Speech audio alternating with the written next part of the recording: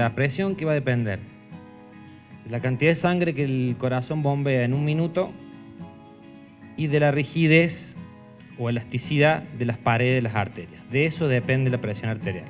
Bueno, como acá lo ilustra, si nosotros obstruimos el flujo de agua, va a aumentar la presión, ¿sí?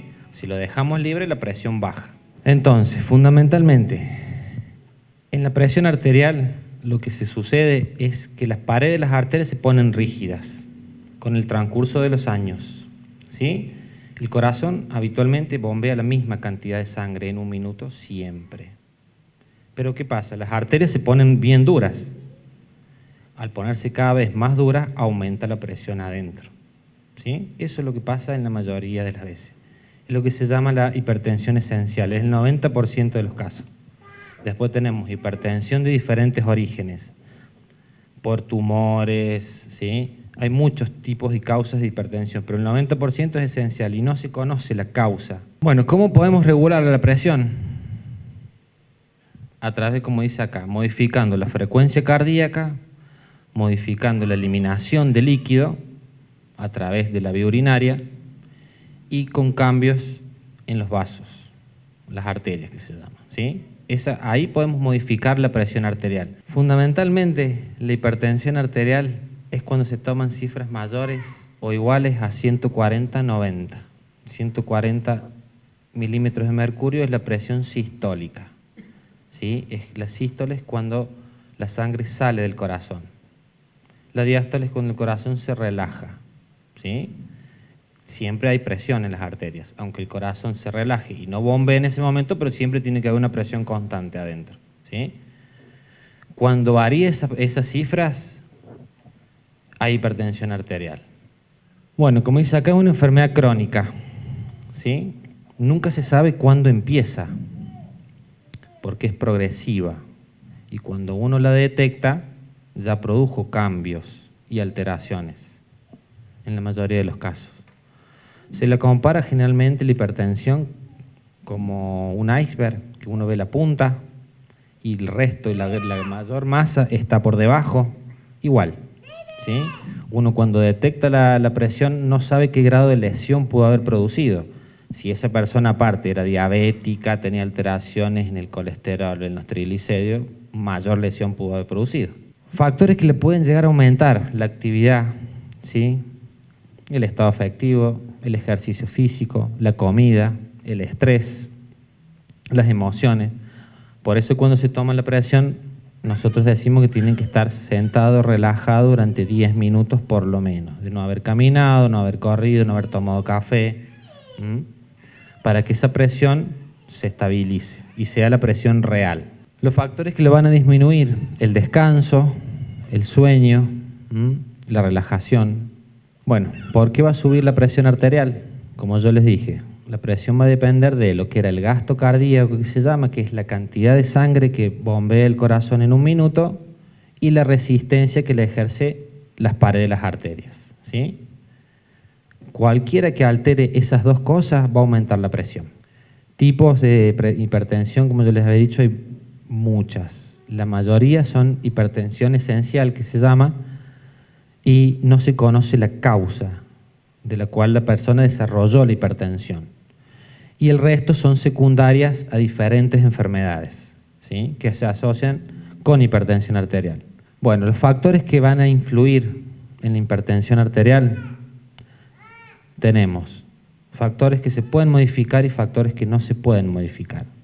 Los factores que no se pueden modificar de por sí son las lesiones que ya produjo la hipertensión, fundamentalmente a nivel del corazón y a nivel de las arterias. Eso ya no se puede modificar. Y después tenemos, sí, factores modificables, los cuales yo puedo cambiarlo a través de cambios de estilo de vida, del tratamiento y demás. Dentro de los factores modificables, en el caso de los hipertensos, tenemos controlar el tema del exceso de peso, controlar los alimentos con sal, el tema del ejercicio, la ingesta de alcohol, el estrés, el café, el tabaco. Eso los podemos llegar a modificar, ¿sí? Como dice acá, ¿es perjudicial tener la presión alta? Sí, Afecta fundamentalmente, como yo les dije, el corazón, los otros órganos importantes, el cerebro y los riñones. Síntomas. En la mayoría de las veces el hipertenso no presenta síntomas. No porque tenga un dolor de cabeza significa que va a tener la presión alta, ¿sí? Aunque otras veces, ¿sí?, se manifiesta con un dolor de cabeza, con un dolor de pecho, con mareos, ¿sí?, con alteraciones en la vista, pero no siempre sucede. Bueno, dentro de la importancia de controlarse la presión es para detectarla tempranamente. Si nosotros no nos controlamos la presión, nunca vamos a saber si somos hipertensos. Principalmente porque no sabemos cuál es nuestra presión. No todos manejamos las mismas presiones. Dentro de la presión arterial normal está la óptima, que es 120/80, que todos habrán, o 12/8, como se le llama. Puedes tener normal alta, 135/85, 136/85, o normal baja, 90/60, 100/50, está dentro de la normalidad, ¿sí? Pero son diferentes tipos de presiones. Bueno, como dice acá, ¿puede curarse? No. La hipertensión arterial no se cura, se trata. Por eso es una enfermedad crónica.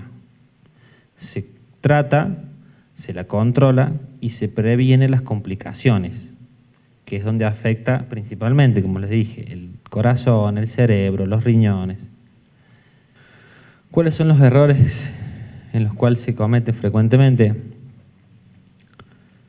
Pensar que cifras de presión alta son normales, ¿sí? Yo soy de presión alta. Hay gente que te dice, yo tengo habitualmente 90/60 y se la tomaron y tiene 130/80 y te dice tengo presión alta. No, tiene presión normal, ¿sí?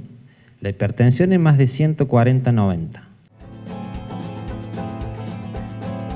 Como el 95% es esencial y no se sabe la causa, se cree que hay un alto porcentaje que podría llegar a ser. Bueno, ahí por el chat nos hacían unas preguntas. Matilda de Bella Purredón preguntaba, debido a que no es habitual tomarle la presión a los niños, los síntomas que pueden manifestar son los mismos. En los niños, la hipertensión arterial no existe por sí, ¿sí? No existe la primaria, existe la secundaria, debido a otra enfermedad, ¿sí?, que secundariamente va a producir hipertensión. Puede tener problemas tiroideos, problemas de un tumor que se llama feocromocitoma. Hay un tumor que se llama feocromocitoma y fabrica adrenalina. Al fabricar adrenalina, la adrenalina aumenta la frecuencia del corazón.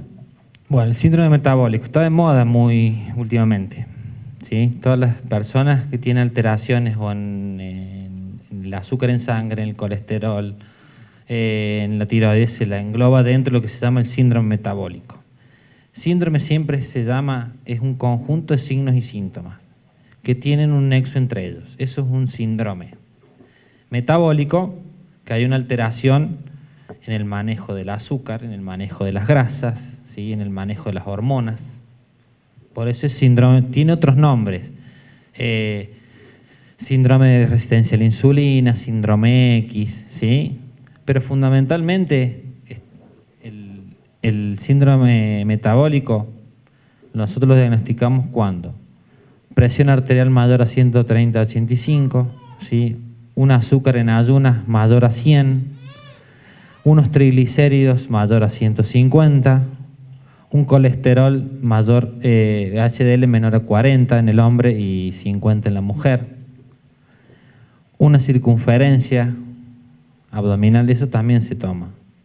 Hoy en día los médicos muchos no toman ni eso ni el índice de masa corporal también, que eso da también factores de riesgo para estas enfermedades. En sí, el síndrome metabólico es una alteración, como lo dice, en el manejo de el azúcar, las grasas, y a veces va asociado a hormonas como la tiroides. Puede ir o no, pero fundamentalmente azúcar y el colesterol y triglicéridos. Eso es el síndrome metabólico. Bueno, para prevenir y revertir, ¿sí?, es más o menos como yo les había dicho de presión arterial. modificar los hábitos de vida, la alimentación y el ejercicio. En toda alteración, ¿sí?, en la glucemia, en el azúcar y en las grasas, o sea, el colesterol, los triglicéridos, en el ser humano lo primero que se hace es cambiar el estilo de vida. Después se ve si se agrega o no medicamento. No, es importante sobre todo en esto la prevención. O sea, primero saber cuál es la presión normal de cada uno. Eso es importante, para empezar. Porque no, si no, de a partir de ahí no vamos a saber si somos hipertensos o no. Hay muchas otras variables que influyen, muchos otros factores, ¿sí? Pero es más o menos para que tengan una idea de lo que es hipertensión arterial y síndrome metabólico. Son enfermedades silentes que nosotros les llamamos porque no dan síntomas inicialmente y cuando dan síntomas muchas veces son graves, ¿sí? Bueno, quiero agradecer a la red Asistir, a los gerentes que estuvieron a cargo de esta charla, el gerente Carena, que es regional, y al gerente de San Luis, el señor Rivero. Bueno, obviamente al doctor Sosa, que ha dado una charla muy clara. Espero que todas sus dudas se hayan evacuado. Y bueno, el año que viene nos van a volver a ver con otro tema. Esperamos contar con su presencia. Muchas gracias.